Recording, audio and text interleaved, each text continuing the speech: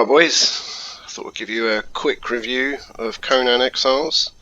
Rather than describe it to you, I thought I'd do a little cheeky video, show you some of the fun stuff, and maybe you can decide if it's for you or not. This is a one-player game.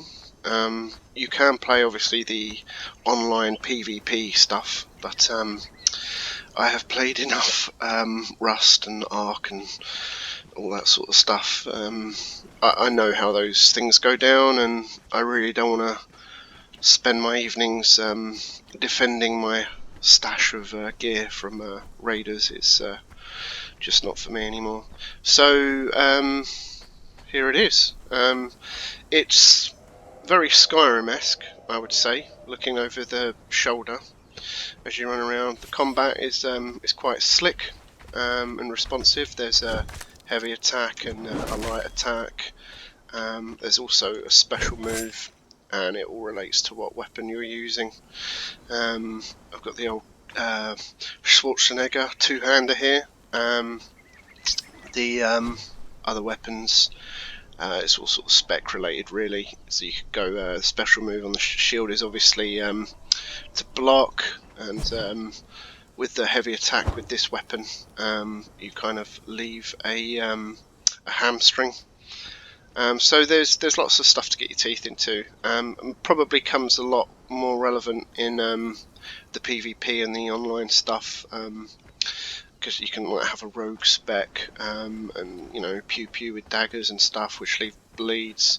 It also translates through to the solo player quite well. I slowly killed off a few gorillas in the jungle with daggers just by bleeding them up and backing off, and sort of kiting them around. So there's lots of fun stuff. But why would I want you to play this? Well, it's the solo player is good, but there's lots to explore and lots to do, and you do kind of get sort of blocked out of some of the content because you kind of need groups to do it. And what I mean by that is there's actually dungeons in this. There's little instances which is super fun. I've done the first couple, and they're pretty hard, but looking around at some of the things, it looks quite hardcore. I'm nearly level capped, and I've almost found sort of all the resources, and I'm going up to the north and getting hit really hard. But maybe that's good. Maybe it's possible in solo player on your own. With a bit of practice and finessing and finding the right things, you can do it. The crafting system is very in depth, but you can pretty much guess how it goes. Sort of, get some like branches when you're in the start area, like this, and there's also some stones knocking around on the floor, and you can kind of loot the grass fibres over here. You'll spend a lot of the game doing this sort of thing. There are lots of different tools you can get to sort of augment your gathering. So there is a scythe for collecting grass, and they've thought it through. So if I use the scythe, I'll get a lot of plant fibre, for example, per swing, but I won't get as much resources if I pick it by hand. So if I pick it by hand, it's slower, but as you'll see, I'll get little bonus items like seeds and a handful of insects, and all of those items tap down into a larger crafting tree and farming and all sorts of stuff. But a lot of it you can guess, a lot of it we've seen before. Build a pickaxe out of stone, then you can go mine the stone, get more stone, and then when you have more stone you can build a furnace and put down a base foundation, and then you can find some iron, and you know how it goes. But anyway, let's go have a look at my little camp here. This is the second base I've set up. Lots going on here. I don't have a great deal of imagination. I've gone for functionality, yeah, this is my second base because I have moved to a better region. As soon as I found my first point of safety after spawning, I slapped down a base, and I kind of outgrew it, and I've come up into this sort of dust bowl plateau up here where there's a lot more iron and I was tired of doing runs back and forth to my noob base with all of my resources, because there's encumbrance, and you can only carry so much. And I thought, why not move my base where the iron is? But they've thought the zones through pretty well. Obviously, there's no water here. I've had to build a well, and conditions are a little bit harder, but still doable. So before I go into the base, the map, it's not a pre-generated world. It's a handcrafted world that's logical.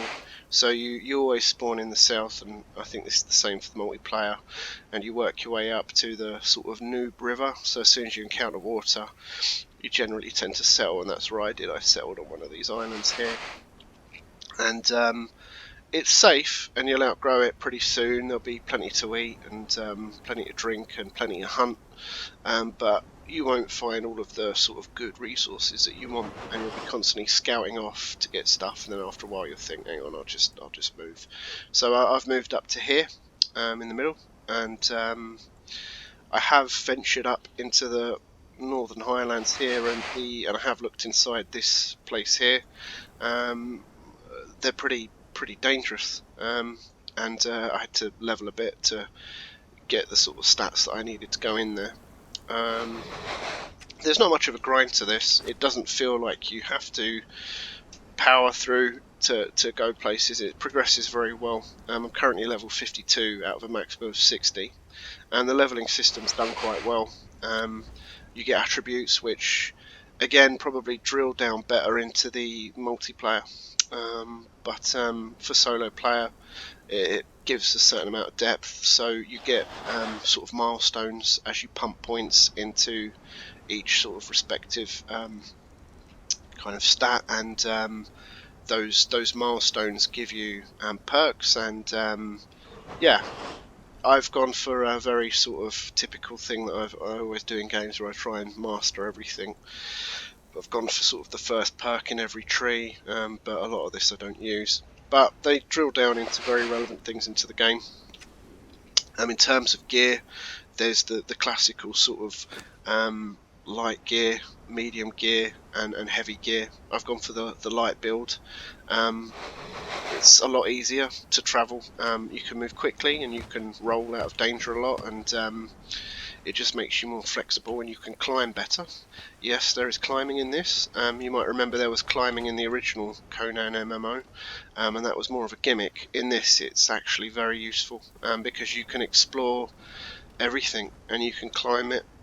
A lot of places are only accessible by climbing, and all of this in the distance. It's a bit dusty in the desert.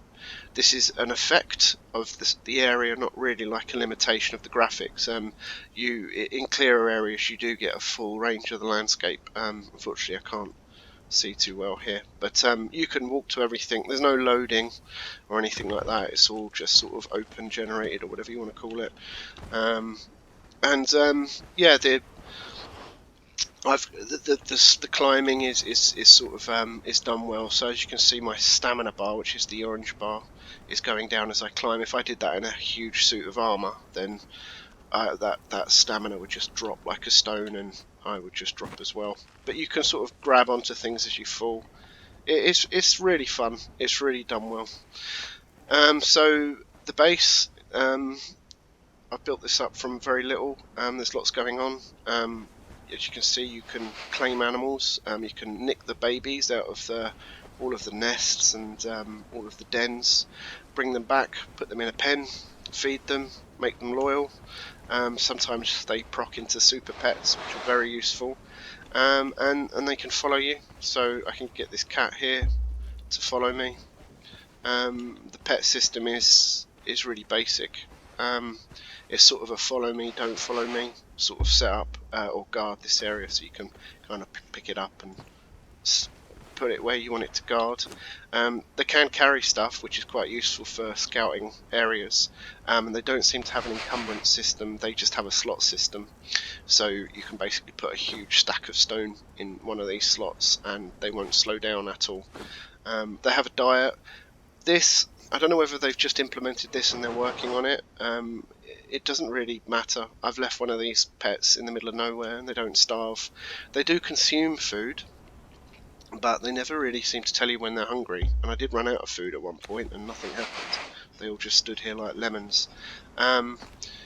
It does feel a bit sort of dead, I'll admit, at the moment. But if we're attacked, then this will all spring to life. Got a wheel of pain from the classic Conan film. You use this to break people that you capture. I've just broken a character here who is looks like he's a tanner, and I can put them to work on my crafting stations. And sometimes you capture fighters, and you can make them guards, you can equip them, and it just makes security a lot easier for when you're not around, and if you're attacked, they'll deal with everything for you.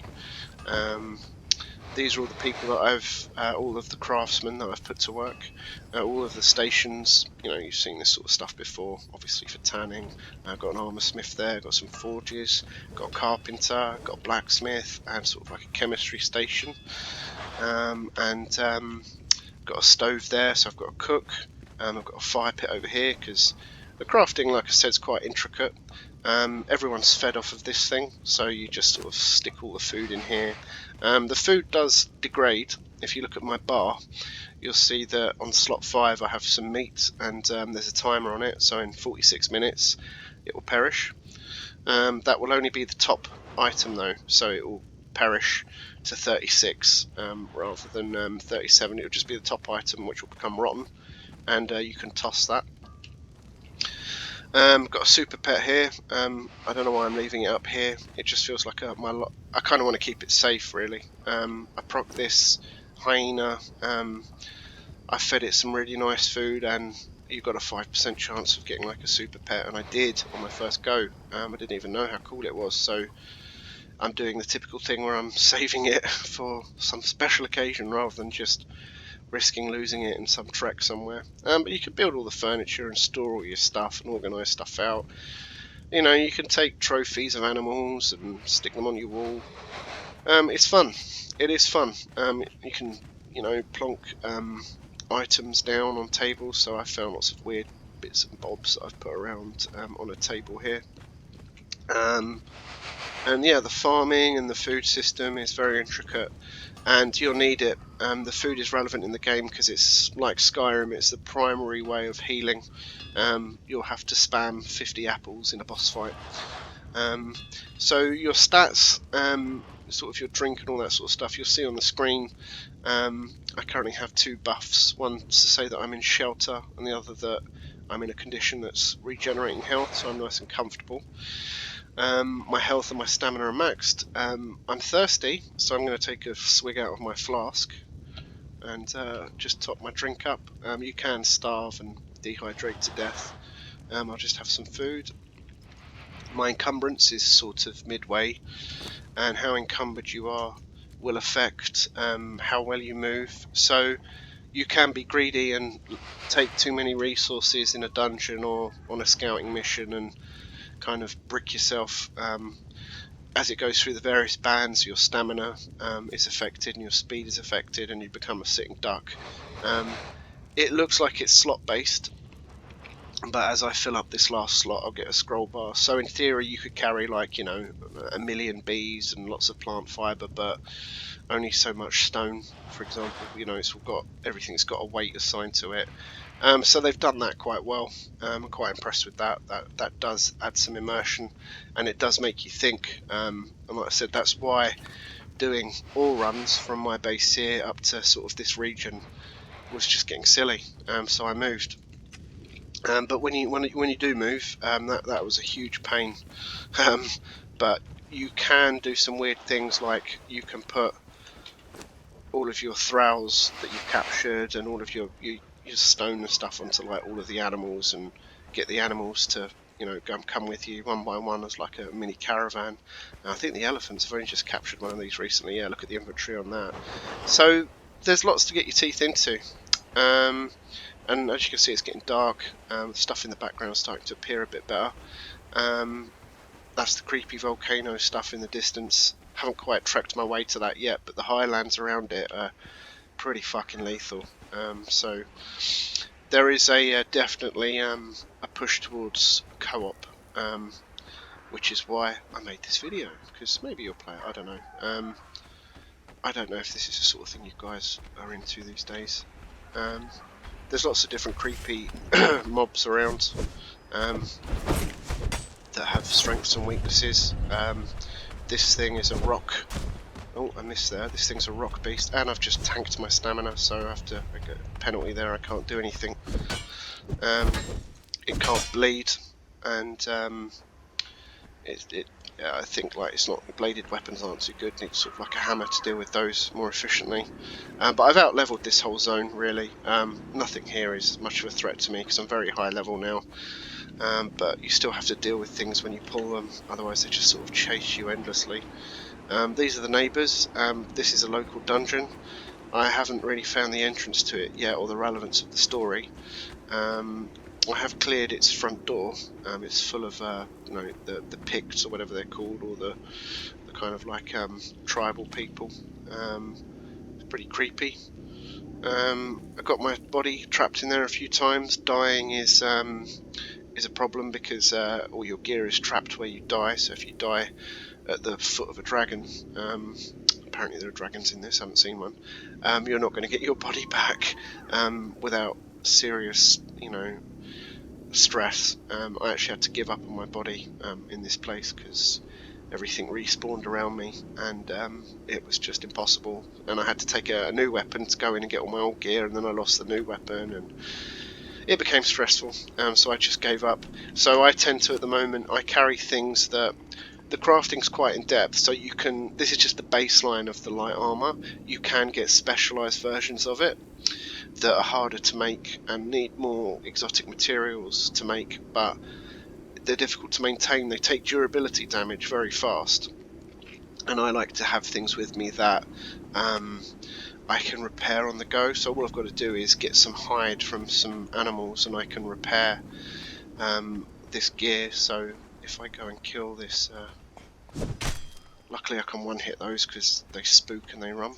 Now I don't want to use the cleaver because the cleaver is more for getting meat. If I use the skinning knife and I skin this, I'll get some hide, and I can then begin the process of repairing my gear, and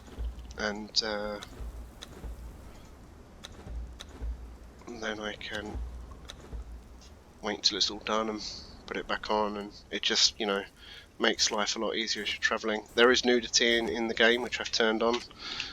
It's not a mod, you can just have it on, and it's that cuts both ways because you're enjoying all the titties and then you get a huge wang in the face like that, but swings and roundabouts. So there's lots to do and lots to see. I'll just show you this one last place over here. I really want to check this place out, but it looks fucking dangerous. Too scared to jump in.